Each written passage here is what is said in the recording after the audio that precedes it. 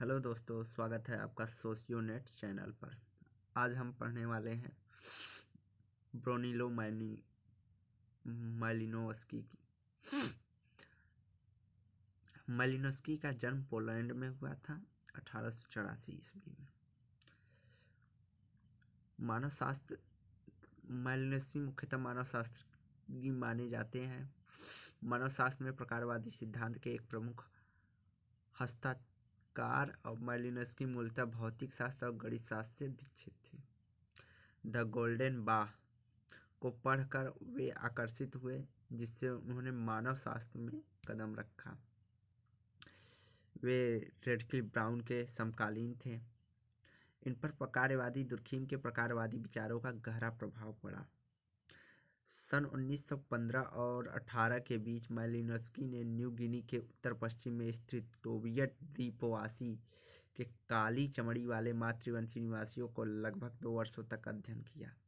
इस समय अध्ययन के लिए उन्होंने सहभागी अवलोकन विधि का प्रयोग किया।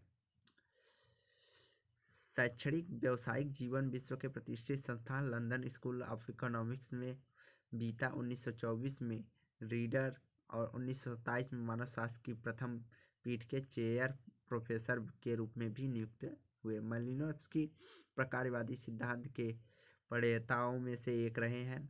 उनके इस सिद्धांत की अभिव्यक्ति स्पष्टता से हमें उनकी पुस्तक संस्कृति एक वैज्ञानिक सिद्धांत 1944 में देखने को मिलता है। उनके अनुसार समस्त मानव संस्कृति का कार्य मूलतः मानव की मौलिक एवं आधारभूत आवश्यकताओं की पूर्ति करता है। सभी संस्कृति तत्व किसी न किसी रूप में किसी न किसी समाज या व्यक्ति की आवश्यकता की पूर्ति करते हैं।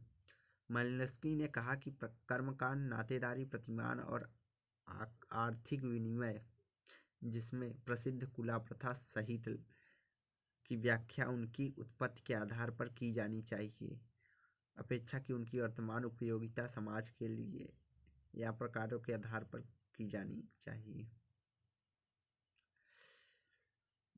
मालिनोव्स्की ने कहा कि जो भी कर्मकांड हैं उनकी व्याख्या वे जैसे हैं या और उनके आवश्यकताओं के अनुसार या उनके कार्यों के अनुसार किया जाना चाहिए।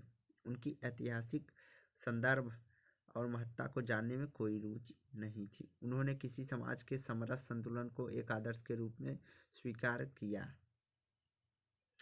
मालिनोव्स्की ने टोबियन द्वीपवासियों के विभिन्न पक्षों का अध्ययन कर कई शोध प्रबंध लिखे। उन्होंने उनके यौन व्यवहारों का अध्ययन कर असभ्य समाज में यौन व्यवहार और दमन 1927 पुस्तक लिखी और उन्होंने एक अन्य पुस्तक असभ्य समाज में अपराध और प्रथा, जो कि 1926 में आदिवासी अपराध के संबंध में लिखा। उन्होंने जादू का भी एक अध्ययन किया। इस विषय पर उन्होंने करोल उद्यान और उनके जादू 1935 नामक पुस्तक लिखी। टोबियन द्वीपवासी समूह की उनकी नृवंश विज्ञान कुलारिंग की जटिल संरचना का वर्णन किया, पारस्परिक और विनिमय के बाद के सिद्धांतों के लिए मूलभूत बन गई।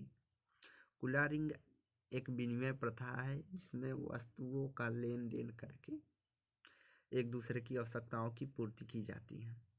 सामाजिक सिद्धांतों के लिए उनका दृष्टिकोण मनोवैज्ञानिक कार्यात्मक पर जोर दिया।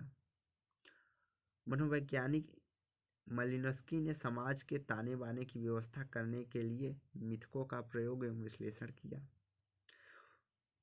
उनकी सिद्धांतों की आलोचना हुई। मालिनोव्स्की ने प्रकारवादी दृष्टिकोण के क्षेत्र में कार्यपद्धति दोनों की आलोचना हुई।